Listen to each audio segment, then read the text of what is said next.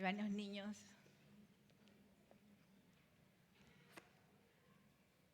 En esta mañana quiero aprovechar para dar la bienvenida a personas queridas que nos visitan. Está aquí parte de la familia de Kenia. Bienvenidos, bienvenidos. Les amamos a Kenia y a todo lo que tenga que ver con Kenia. Y también está aquí doña Julia, la mamá de Joana Paola, que nos visita, nos ha visitado en varias ocasiones. Que el Señor le bendiga. También amamos todo lo que tenga que ver con Joana Paola. El Señor ha sido bueno, el Señor ha sido fiel. Y en medio de las circunstancias difíciles, Dios siempre está y Dios siempre es bueno. Y eso debemos recordarlo todo el tiempo. Dios es bueno. Y su voluntad para nuestra vida es buena, agradable y perfecta. Aunque no la entendamos, la voluntad de Dios es buena. Y en esta mañana, siguiendo con la temática que hemos estado viendo en este mes de mayo, que estamos hablando acerca de los últimos tiempos, de los eventos del porvenir, los eventos finales, y nos hacíamos una pregunta a inicio del mes: ¿se acerca el fin? ¿Será que el fin que la Biblia anuncia está más cerca ahora que cuando siglos atrás o cuando los apóstoles lo anunciaron y escribieron? Y en esta ocasión vamos a hablar, he estado todos estos días, Señor, me voy a parar y va a aparecer una clase de escuela dominical. Es como una enseñanza, Señor, y a mí me gusta que sea como prédica poderosa. Pero el Señor a veces me hace así y me dice: enseña la palabra, habla la palabra, no importa hacer. Sí, Señor, sí, Señor. Hablo de que una enseñanza porque es un tema que es muy interesante y que hay muchos creyentes que tal vez por tener poco tiempo en el caminando con el Señor no han escuchado una enseñanza un poco detallada acerca de los temas de los últimos tiempos y los eventos del porvenir. Y en esta ocasión vamos a hablar acerca del rapto de la iglesia. ¿Vale? ¿Cuántos han oído hablar del rapto de la iglesia? Yo sé que muchos. ¿Cuántos han oído hablar del rapto? ¿Cuántos no han oído hablar del rapto de la iglesia? También tenemos varios que no han oído. Y yo estoy segura de que yo voy a poder con esto.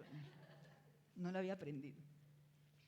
Ahora, antes de entrar en el rapto en sí, quiero que veamos, y Olmedo le tomará foto para su registro, cuál es el orden de los eventos finales. Porque nosotros pasamos de diferentes textos y leemos aquí, decimos habrá señales, pasará esto y terremotos, pero la Biblia nos enseña, cuando uno se sienta a estudiarla, que hay un orden en que estos eventos se van a ir dando.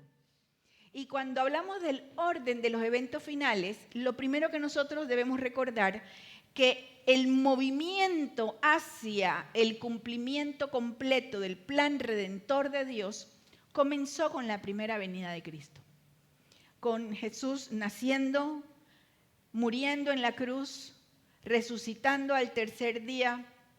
Esa primera venida del Señor se da en lo que nosotros conocemos como el primer siglo de nuestra era. El Señor muere, resucita. Sin la muerte y resurrección de Cristo no hay redención. Eso debemos recordarlo. Para aquellos que piensan o que enseñan que Jesús solo fue un gran maestro o un buen profeta, nosotros debemos recordar siempre que Jesús es el Hijo de Dios, el que vino a entregarse como Dios, como sacrificio perfecto, y que la muerte de Cristo en la cruz del Calvario cumplió la justicia de Dios. Y por lo tanto, Él se levantó venciendo la muerte para que quedara completa. Jesús, al terminar su obra en la cruz, antes de morir, sus últimas palabras fueron: consumado es. Está hecho, está completo. Nadie más tiene que morir por nosotros. No hay un precio que tengamos que pagar para ser salvos. No hay nada que nosotros tengamos que pueda comprar la salvación. Ni mucho dinero, ni muy buen comportamiento, ni aislarme en un lugar donde no haya tentación y me meto en una cueva y digo, Señor, este es mi sacrificio para poder agradarte y poder ser salvo. Nada de lo que nosotros podamos hacer posibilita la salvación. La salvación fue completada con la obra de Jesucristo en la cruz del Calvario y su resurrección. Se da, aquí comienzan. Luego tenemos que el Señor resucita, asciende al cielo y nace la iglesia. Hechos capítulo 2 nos describe el momento cuando el Espíritu Santo viene sobre los que están orando en el aposento alto, esperando la promesa del Señor, que Jesús se fue, pero vendría el Espíritu Santo a estar con los creyentes, a estar en la iglesia y con la iglesia. Y el Señor había dicho, yo me voy, pero vendrá otro consolador y Él les enseñará y Él les guiará y recibirán poder para ser testigos.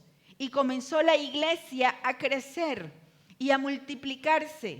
Y dentro de la enseñanza de Jesús, veíamos las semanas anteriores, tanto en Mateo 24 y 25, Marcos capítulo 13, Lucas capítulo 21, el Señor habló acerca de lo que iba a acontecer hacia el fin de los tiempos, una vez que ya la iglesia estuviera funcionando.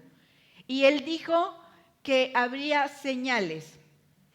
Hemos estado viendo las semanas anteriores señales y hablamos que habría guerras, rumores de guerras, terremotos, hambres, plagas. Hablamos que el amor de muchos se enfriaría. Hablamos que había que estar velando, que hay que estar atentos, que hay que estar alertas a los acontecimientos del mundo y no solamente en nuestro propio mundo, aquí pequeñito, sino estar dispuestos a vivir para el Señor y a servir al Señor. Y el Señor dijo, pero estas son inicio de señales, todavía no es el fin. Eso lo veíamos la primera semana, todavía no es el fin. Dice, para que venga el fin todavía tenían que pasar algunas cosas. Y entre esas cosas tenían que darse el resurgimiento de Israel como nación, tenían que darse la predicación del Evangelio, ser conocido el Evangelio en todas las naciones. Nosotros, hay siempre informes de cómo la iglesia crece en los diferentes lugares. Y es interesante que se están haciendo estudios de cómo a partir de la pandemia, en muchos lugares donde existía mucho movimiento cristiano nominal, o sea, cuando digo nominal es casi que por tradición, de que hay personas que dicen yo soy cristiano casi que porque mi familia son cristianos o nacimos en una casa cristiana. Hay mucho de esto, de estas iglesias, lamentablemente, tanto en Estados Unidos como en Europa, que ha declinado la asistencia de la gente a la iglesia, ha disminuido, y hay muchas iglesias que están siendo cerradas. Y uno dice, pero Señor, no es posible. Si dice tu palabra que las puertas del Hades no prevalecerán contra la iglesia. Entonces no nos preocupemos, también leíamos la semana pasada que el amor de muchos se enfriará. Entonces vemos cumpliéndose estas señales, pero además también cada vez más llegan los informes de que en los lugares menos esperados la iglesia está creciendo a pasos agigantados. Usted sabe cuál es uno de los países donde la iglesia de manera secreta está creciendo a mayor velocidad. Hace unos años fue China, pero ahora no es China, es Irán. Irán, piense cuando usted vaya y busque lo que significa que el evangelio esté creciendo en una nación como la iraní. Entonces, todos estos inicios de señales tenían que darse y tienen que ir creciendo. Jesús dijo, pero todavía no es el fin, porque esto será como los dolores de la mujer que está de parto, que esas señales irán aumentando en frecuencia, en intensidad, hasta que llega el momento. Y cuando se habla del momento cumbre de los eventos finales, nosotros llegamos hasta la última frase que dice segunda venida. Ese es el momento cumbre, cuando se viene a cumplir. Vamos a hablar de eso la próxima semana. Pero fíjense que entre el inicio de señales, donde dice iglesia, inicio de señales, y segunda venida, hay dos eventos que se mencionan en la Biblia que tienen que ocurrir antes de la segunda venida. Y uno de esos eventos es el rapto de la iglesia, la gran tribulación y luego la segunda venida. Entonces hoy yo les presento este cuadro para que tengamos siempre aquí la idea de que hay una sucesión ordenada de eventos que se van a dar, porque de repente hay un gran terremoto con un gran tsunami y hay quien dice, ya llegó el Señor. No, había otras cosas que había que cumplirse. No es solo un gran terremoto. Entonces, sabiendo que hay un orden de los eventos, nosotros podemos estudiar con mayor ¿cómo se dice? Precisión. Iba a decir precitud. Ustedes saben que yo invento palabras, pero no es cierto, es precisión. Ok, el rapto de la iglesia. Vamos a ir al texto bíblico y yo les invito a buscar o a señalar, vamos a leer en la pantalla, pero yo les invito siempre a que si tienen su Biblia o si tienen una libreta, anotar algunos, solo vamos a anotar algunos de los textos que en la Biblia nos enseñan acerca del evento conocido como el rapto de la iglesia. Dice Juan 14, del 1 al 3, hablando el Señor Jesús, eso está en la Nueva Traducción Viviente, dice, no dejen que el corazón se les llene de angustia. Se les estaba llenando de angustia el corazón porque Jesús ya les había anunciado su muerte. Entonces imagínense, estar 3 años conviviendo con Jesús, viendo sus milagros, recibiendo las enseñanzas, siendo formados por Él, entendiendo que Él era Dios, que era el Hijo de Dios, y que Él les dijera, me voy a morir. El Señor que conoce el corazón. ¿Cuántos de ustedes pueden decir, mi corazón muchas veces se ha llenado de angustia? Es la tendencia de nuestro corazón, de nuestras emociones. Y sin embargo, esta frase vamos a guardarla para nosotros hoy. No dejen que el corazón se llene de angustia. Les dijo, confíen en Dios y confíen también en mí. Y aquí comienza la descripción. Él les dice, en el hogar de mi Padre hay lugar más que suficiente. Él iba a subir al Padre. Si no fuera así, ¿acaso les habría dicho que voy a prepararles un lugar? Cuando todo esté listo, aquí es donde viene la expresión, volveré a llevarlos. O sea que el Señor volverá por ellos, volveré para llevarlos para que siempre estén conmigo donde yo estoy. ¿Quién inicia la acción? El Señor Jesús. Yo volveré para llevarlos. Otro texto. Primera de Tesalonicenses, el capítulo 4, donde nosotros encontramos una gran enseñanza acerca, en las 2 cartas de Pablo a los tesalonicenses. 4:13 dice, y ahora, amados hermanos, queremos que sepan lo que sucederá con los creyentes que han muerto, para que no se entristezcan como los que no tienen esperanza. Qué duro es cuando se muere un ser querido. Qué difícil es el luto, el duelo, el dolor, la ausencia. Siempre es doloroso. Pero hay una diferencia en la tristeza sin esperanza y la tristeza con esperanza. El Señor está diciendo, Pablo les dice, no se entristezcan como aquellos que no tienen esperanza. Quien no tiene esperanza de volver a ver aquel ser querido que falleció, tiene todo el dolor del mundo porque la separación la siente definitiva. Sin embargo, dice, los que hemos conocido al Señor volveremos a ver a aquellos que han conocido al Señor y han muerto antes de nosotros. Dice, pues ya que creemos que Jesús murió y resucitó, fíjense en qué sustenta Pablo la esperanza de resurrección, en que Jesús resucitó.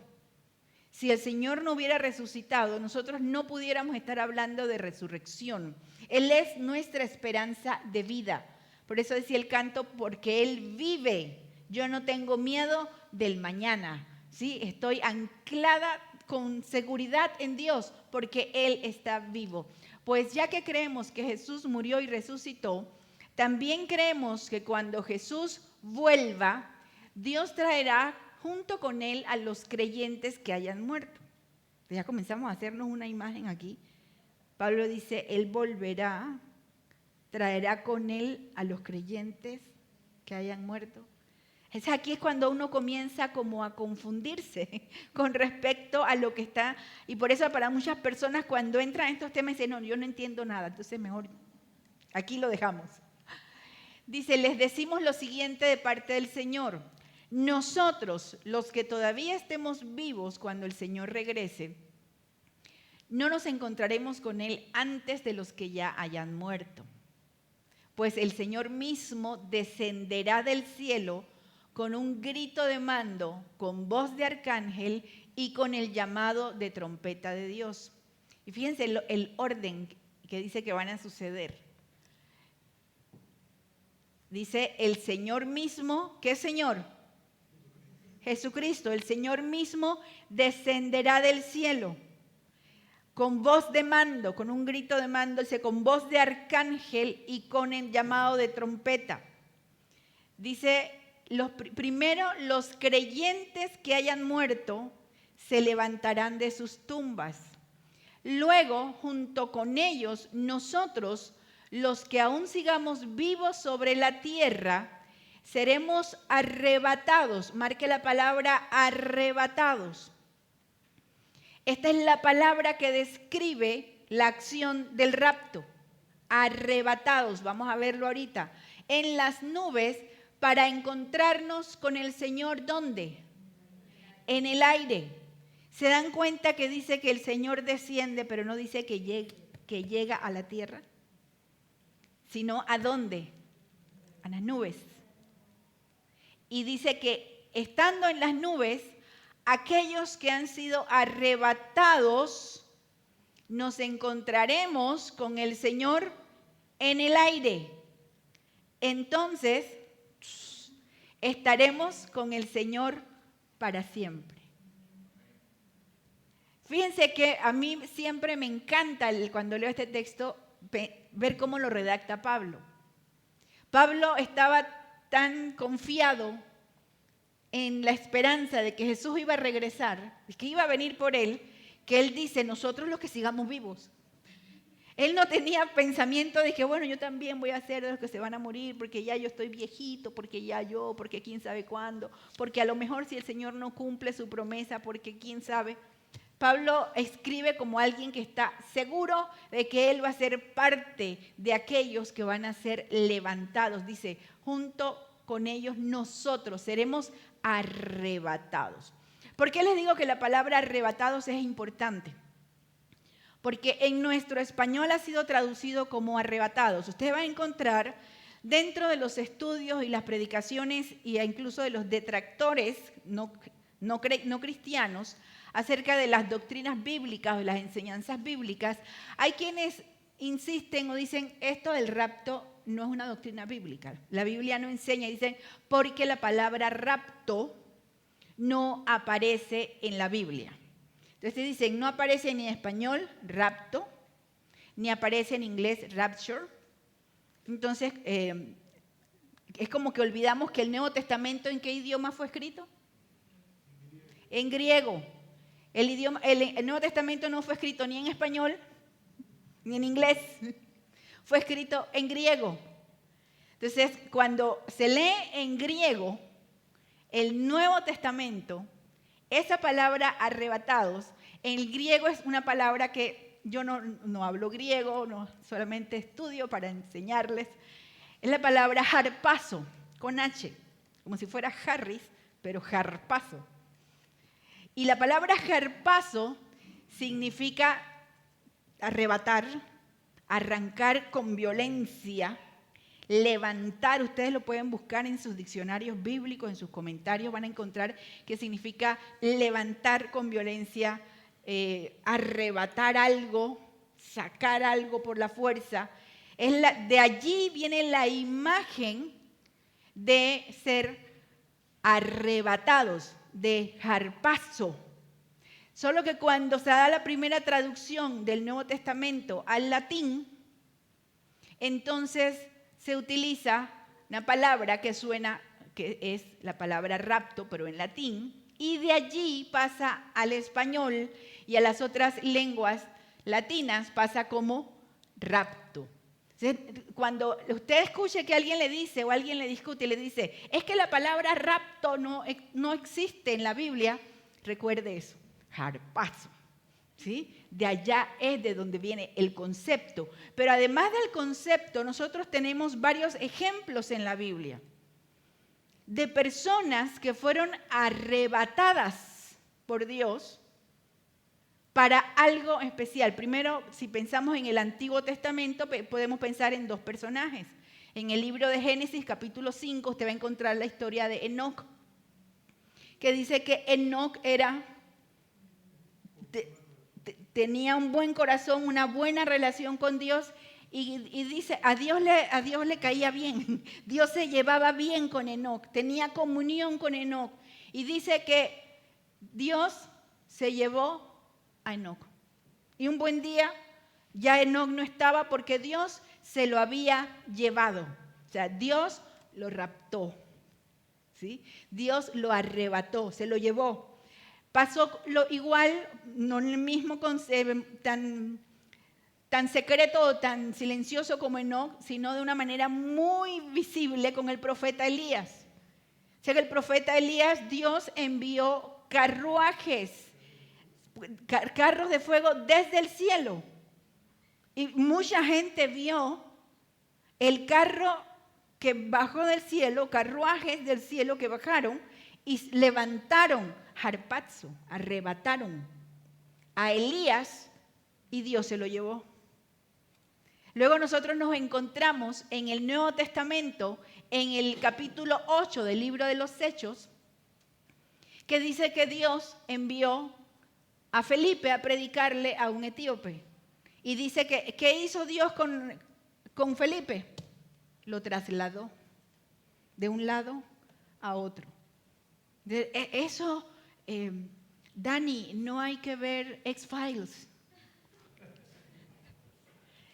Eso está ya en la Biblia. Lo trasladó, dice, lo llevó para que le predicara al etíope y luego lo llevó y lo puso en otro lugar y de ahí de donde lo puso, Felipe siguió caminando para seguir con la obra que el Señor le había encomendado. Luego nos encontramos el testimonio del apóstol Pablo en la segunda carta a los Corintios, cuando él narra una experiencia que él tuvo con el Señor donde dice, yo que estoy aquí, no sé si yo estaba dormido, no sé si fue en el cuerpo, no sé cómo fue, pero fui llevado al tercer cielo. Y ahí estuve con el Señor y vi cosas que no estoy autorizado a contar. Entonces, para nosotros no debe ser tan complicado creer en un evento como el rapto de los creyentes. Primero porque lo tenemos como que ha sucedido antes en la Biblia. Pero aún si no hubiera sucedido, nosotros como hijos de Dios debemos siempre aprender algo. Nosotros le creemos a Dios por fe simplemente porque Él lo dice. Que la palabra de Dios sea suficiente para tu fe, para mi fe, para mi convicción, para tu convicción. Y bueno, tal vez yo no lo entiendo y no lo puedo explicar bien, pero ahí lo dice, yo lo creo. Si el Señor dice que Él me va a librar, yo no sé cómo, no tengo idea porque de esta no se puede salir, pero si Él lo dice, yo lo creo.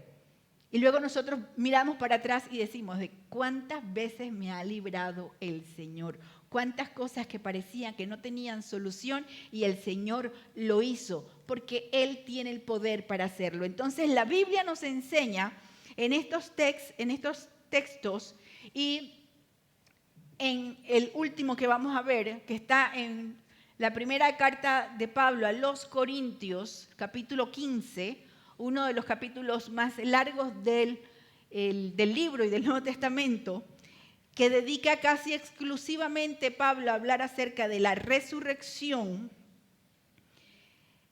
Él, hablando de la resurrección de los muertos, la resurrección de Jesús, les dice, pero permítanme revelarles un secreto maravilloso. También se puede leer como un misterio.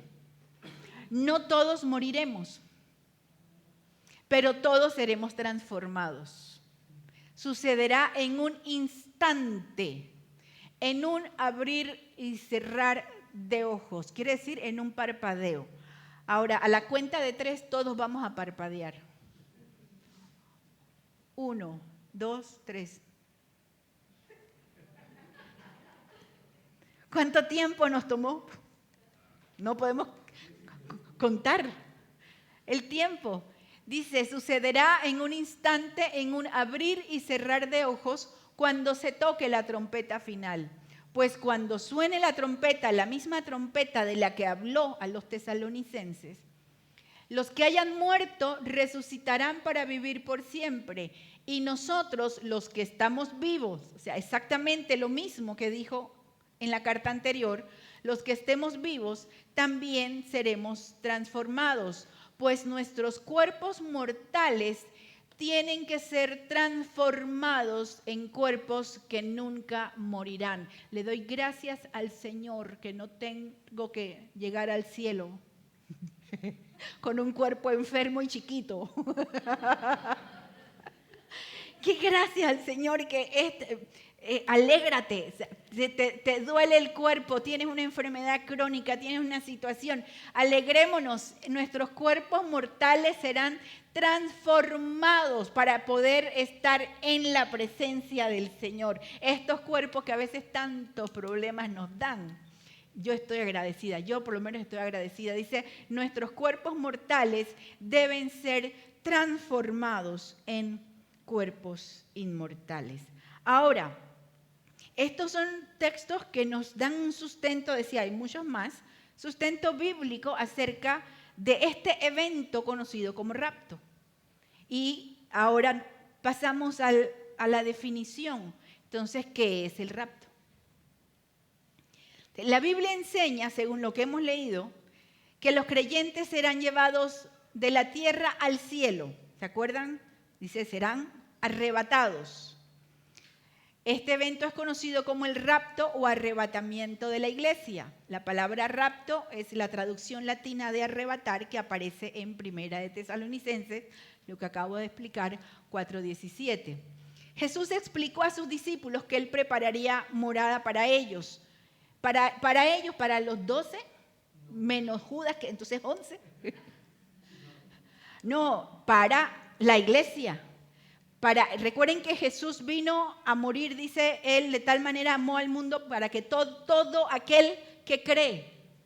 Entonces, en la iglesia del Señor está conformada por todo aquel que cree en Él y le confiesa como Señor y Salvador solo a Cristo. Solo a Él. Y esto desde que el Señor Jesús murió, resucitó, ascendió al cielo, vino el Espíritu Santo, comienza la iglesia ha ido creciendo a lo largo de los siglos. Muchísimos millones de creyentes han muerto en estos siglos. Se está refiriendo a todos ellos, aquellos que ya murieron y nosotros que estamos vivos. Tal vez nosotros podemos comenzar a decir como Pablo, pero nosotros que estamos vivos, seremos transformados en el aire. Que vendrá otra, dice Jesús les dijo que vendría otra vez, les tomaría y les llevaría con Él. El apóstol Pablo enseñó que en el momento del rapto, los creyentes que han muerto resucitarán y los que están vivos serán transformados. Ambos grupos experimentarán el cambio de lo mortal a lo inmortal y a lo incorruptible. Ahora, esta es la definición sencilla. ¿Qué es? Es el evento por el cual el Señor va a llamar, va a levantar a la iglesia, aquellos que han muerto y aquellos que estén vivos en ese momento, con trompeta de Dios. Y nos dice, bueno, ¿y cómo yo voy a saber qué es la trompeta? Nos vamos a dar cuenta.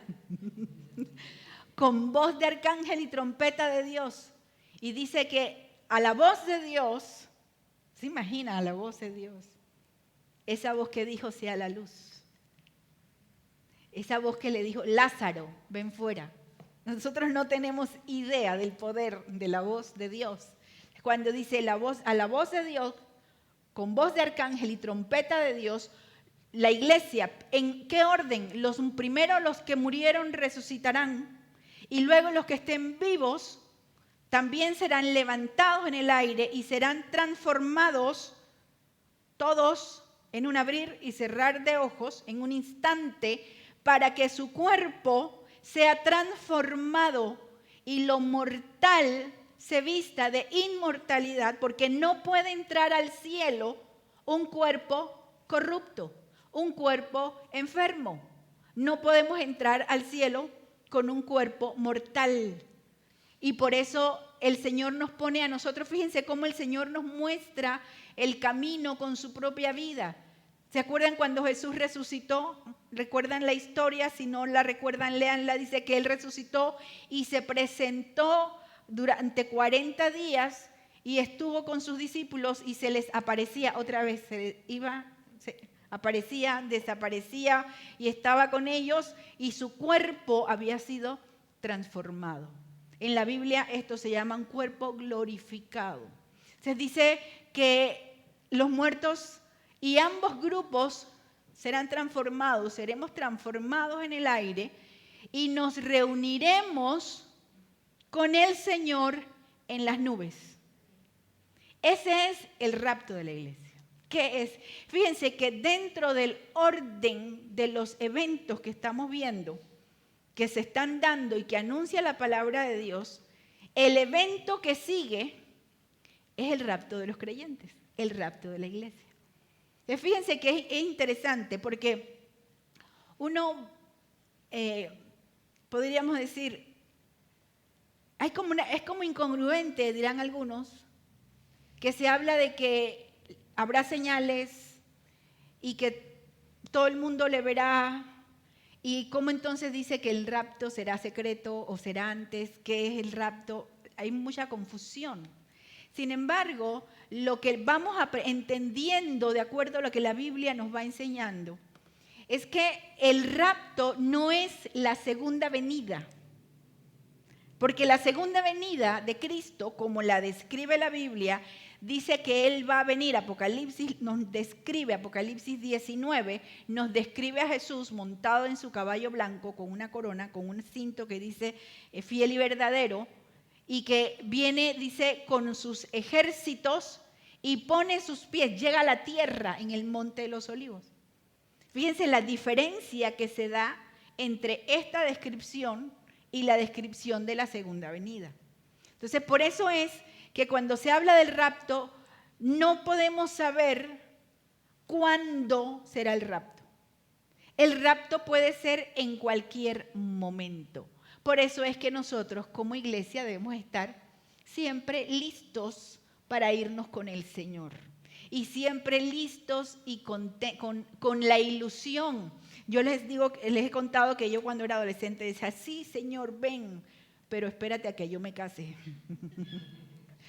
O sí, Señor, ven pronto, pero déjame terminar de estudiar. Sí, yo tenía mi lista de cosas que yo quería hacer antes de que el Señor viniera. Menos mal que el Señor solo me mira y hace disque, otra vez tú. Estábamos describiendo cómo sería. Jesús vendrá por su iglesia, los que han muerto en Cristo resucitarán. ¿Dónde están las personas que ya se murieron.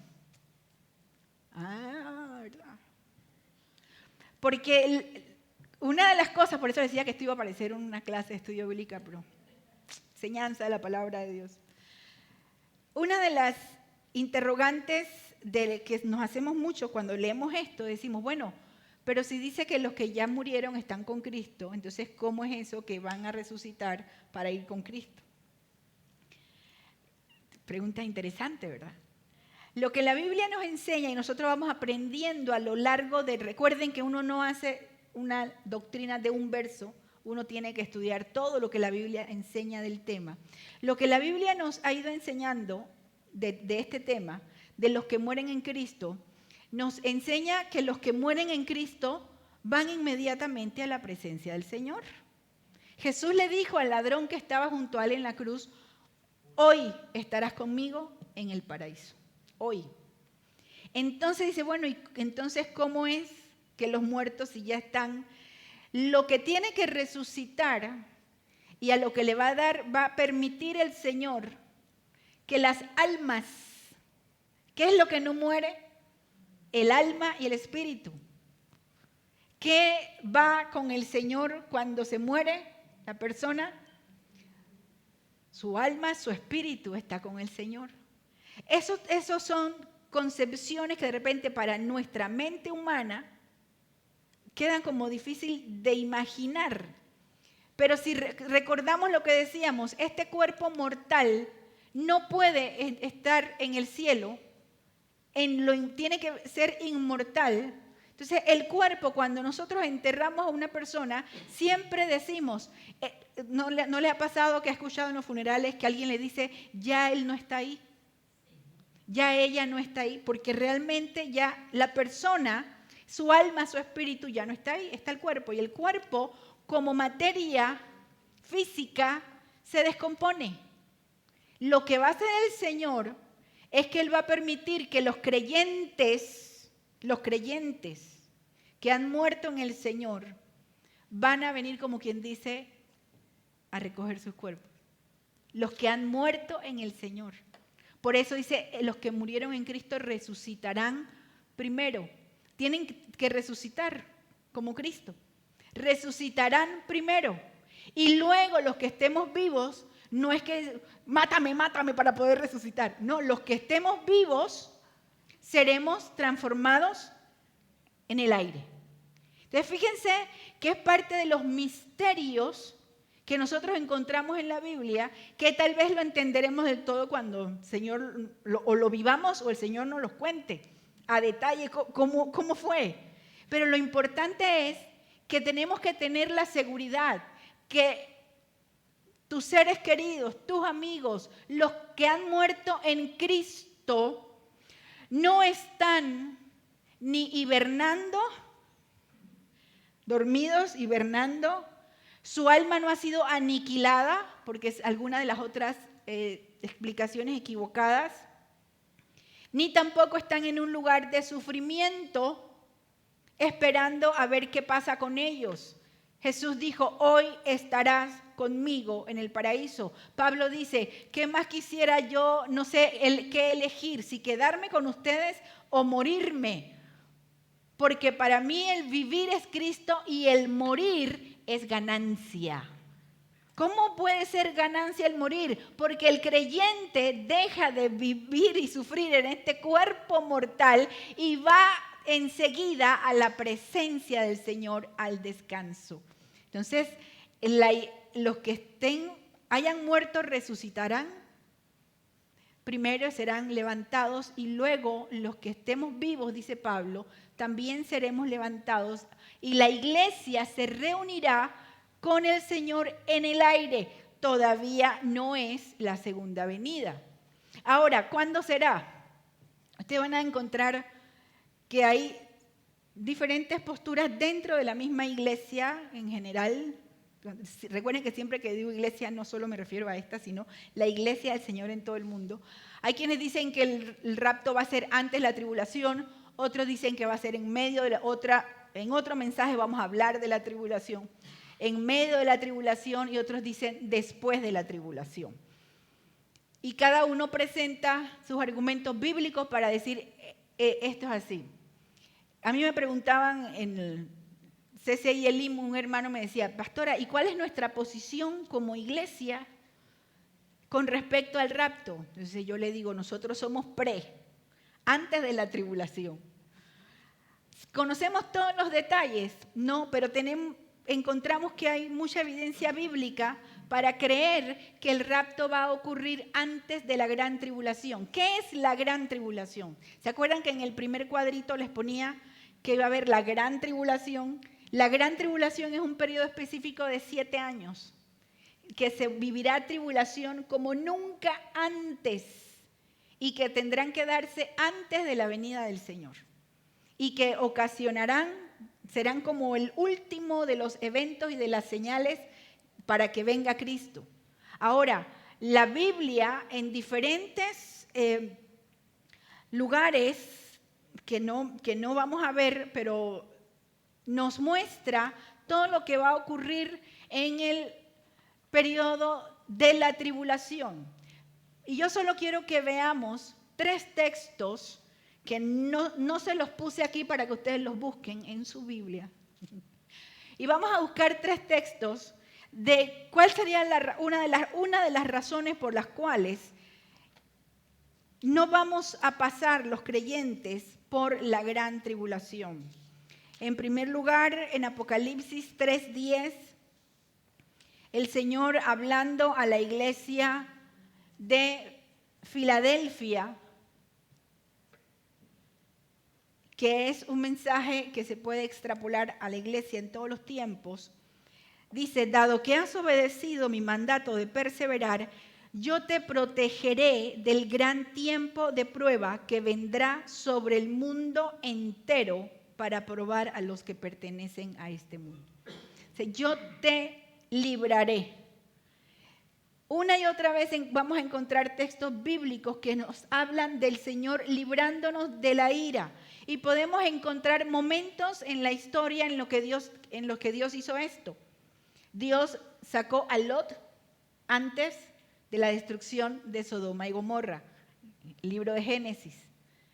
Nosotros encontramos que Dios sacó a Rahab y su familia antes de que cayeran los muros de Jericó.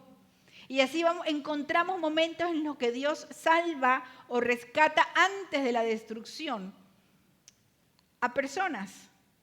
Y en este caso está hablando de la iglesia. Cuando habla en el texto bíblico de expresiones como el día de la ira, el día del Señor, la gran tribulación, aquí el tiempo de prueba como nunca antes se ha visto, está hablando de ese periodo de gran tribulación.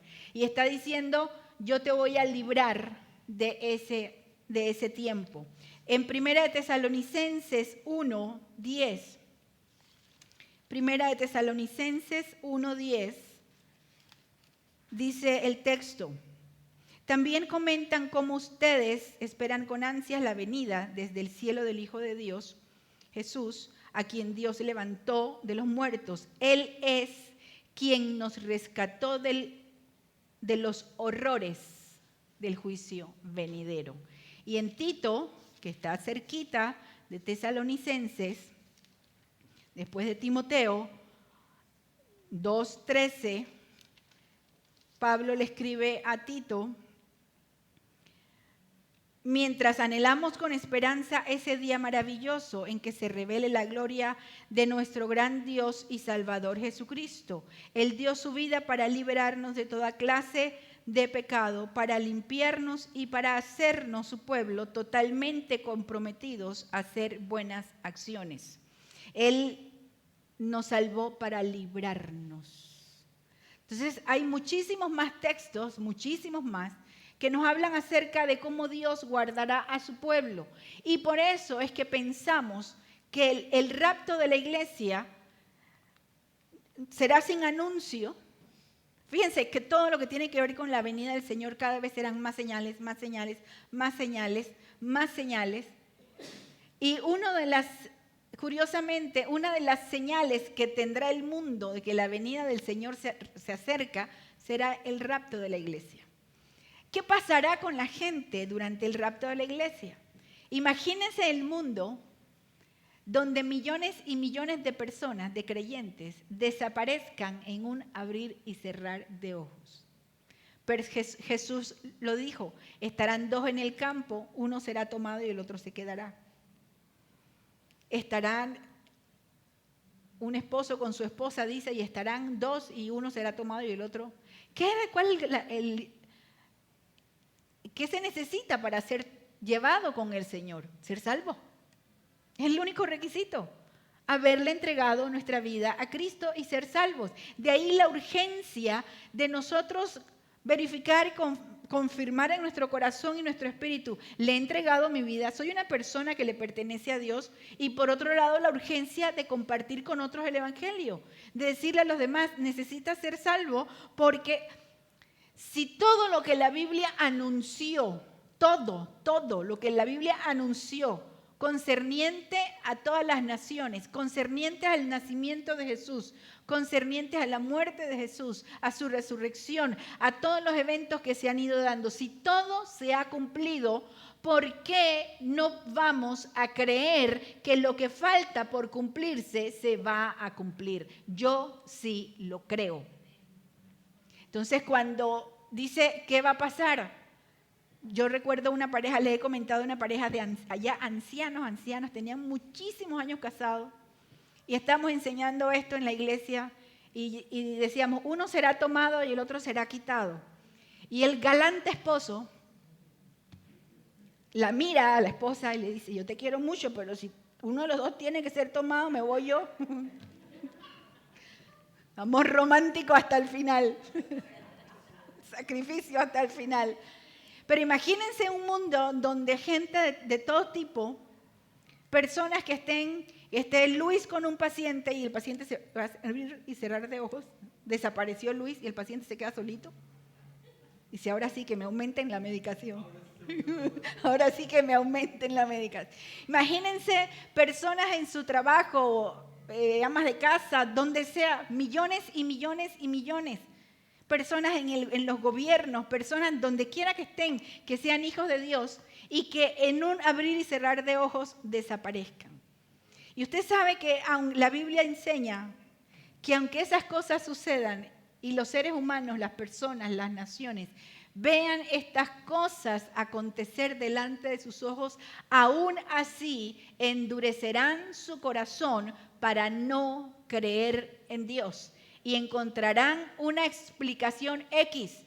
Usted cree que es gratuito sin entrar en teorías de conspiración, pero usted cree que es gratuito toda esta formación o preparación que se viene dando para que la gente crea que los extraterrestres tienen la capacidad de abducir y de llevarse a la gente. ¿Usted piensa que pasan las cosas de manera gratuita? El ser humano está siendo estimulado constantemente con todo tipo de escenarios apocalípticos, de escenarios fantásticos, de películas, de series que muestran realidades, multiversos, metaversos, inteligencia artificial, que van casi que diciendo a la gente el ser humano puede hacer de todo y le puede pasar de todo. De tal manera que cuando pase esto, la gente va a decir esto no tiene nada que ver con la Biblia y no tiene nada que ver con Dios. Por eso es que hay que apresurarse. Y uno se pregunta, ¿y habrá gente que después de eso crea en el Señor? Sí. Por eso hablaremos de la gran... Yo no sé si voy a quedar junio hablando también, no, pero bueno, no, junio vamos a hablar de otro tema. Pero habrá gente que crea, sí. Pero nosotros tenemos que aprovechar el tiempo ahora. ¿Por qué hablar del rapto? ¿Por qué hablar de los temas? Número uno, porque como pastores estamos llamados a predicar todo el consejo de Dios, toda la palabra. Número dos, porque un cuarto de la Biblia es profecía. Tenemos que enseñar la Biblia entera.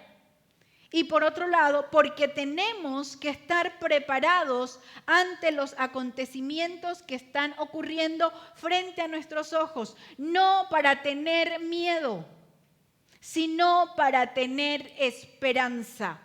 Porque para nosotros, aun cuando las situaciones se van poniendo cada vez más difíciles en el mundo entero, aun cuando estamos viendo las situaciones climáticas que nos emocionamos de repente porque se pone el cielo oscuro y decimos, hoy sí va a llover, y luego no cae ni una gota. Y uno dice, ¿hasta cuándo esto?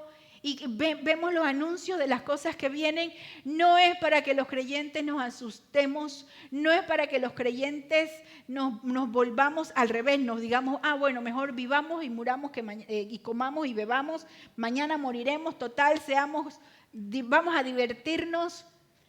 Mi corazón duele cada vez que yo observo cómo hay en todo el mundo creyentes que su vida está enfocada en el disfrute del momento, de lo material, del goce de lo que ofrece la vida. Y sí, la vida ofrece cosas maravillosas, pero si tenemos sentido de eternidad y de lo que significa y lo que significará estar en la presencia del Señor. Jesús le dijo al ladrón, hoy estarás conmigo. Y el Señor nos dice a nosotros, porque uno dice, bueno, Erika, ¿y cuándo va a ser? No sé, puede ser hoy, puede ser mañana, puede ser en un año, no hay una fecha, pero que nosotros podamos decir, Señor, yo quiero vivir para ti y contigo como si fuera hoy. Esa no es una frase de tarjetas para Facebook, de vive hoy como si fuera el último día de tu vida, carpe diem, aprovecha el tiempo, y caritas bonitas y ovejitas y corazoncitos, y aprovecha el día, vive hoy, disfruta hoy. Sí, eso suena bonito, pero el vivir del creyente, el vivir hoy, es vivir para Dios en Cristo Jesús, haciendo su voluntad, teniendo gozo en nuestra alma con la convicción de que un día estaremos para siempre con Él. Y esto que hoy tenemos, que molesta, que lastima, que sentimos que es a veces sentimos en la vida que tenemos conflictos, cargas, problemas, situaciones, pero nosotros tenemos esperanza. Quiero cerrar contándoles mis 2 semanas. Hemos tenido 2 semanas muy complicadas en casa con mi mamá, tiene bronquitis. Es una adulta mayor, tiene otros asuntos además. Y ha sido complicado tener que atenderla, tener que nebulizarla cada cierto tiempo. Y sobre todo, el verla sufrir es muy duro. Es muy duro porque uno no puede, hay un límite en lo que uno puede hacer. Y han sido días sin dormir. El sábado pasado no dormimos en toda la noche así. Y yo decía, ¿cómo voy a ir a predicar? Y vine y prediqué porque el Señor es así. Y ayer, como no sé qué hora era, comenzó mi mamá a agitarse otra vez. Y yo le escribo a las hermanas del Ministerio de Intercesión, por favor, oren que mi mamá duerma, descanse y no tenga tos. Bueno, yo me vine esta mañana y ella todavía seguía dormida. Durmió toda la noche, no tuvo tos, descansó. Y yo digo, Señor, esto nos da esperanza. Que algún día no habrá bronquitis, algún día no habrá dolor, algún día no habrá angustia. Algún día no estaremos luchando con nuestras inseguridades y con aquellas cosas que sentimos que están incompletas en nosotros. No estaremos luchando con nuestro carácter, con lo emocional. No estaremos, nosotros estaremos para siempre con Él. Iglesia del Señor, si hay algo que pueda motivar tu fe para seguir caminando, para amar al Señor con todas tus fuerzas, para comprometerte a que Él sea el Señor de tu vida, no el Señor de tus domingos, el Señor de tu vida, de todos los días de tu vida, que este sea uno de los alicientes, el que tú puedas decir, es que yo me voy con Él y voy a estar para siempre con Él. Cierra tus ojos, vamos a orar.